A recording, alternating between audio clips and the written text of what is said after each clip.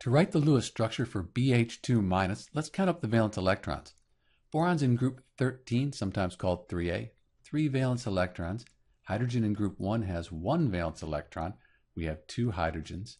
And then this minus up here, that means we have an extra valence electron. So let's add another one there, and that gives us 3 plus 2 plus 1, 6 total valence electrons for the BH2- Lewis structure.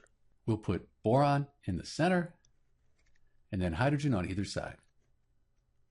So we have 6 total valence electrons. Let's put 2 between atoms to form a chemical bond. We've used 4. And let's put the remaining 2 on top of the boron. So we've run out of valence electrons. And here's the interesting thing. Boron is an exception to the octet rule. It only needs 6 valence electrons. So the boron, that's fine with 6. Hydrogen is another exception to the octet rule. Hydrogen only needs 2 valence electrons. So both of the hydrogens, they have 2 valence electrons here, and we're done. This is the Lewis structure for BH2-. And this is Dr. B. Thanks for watching.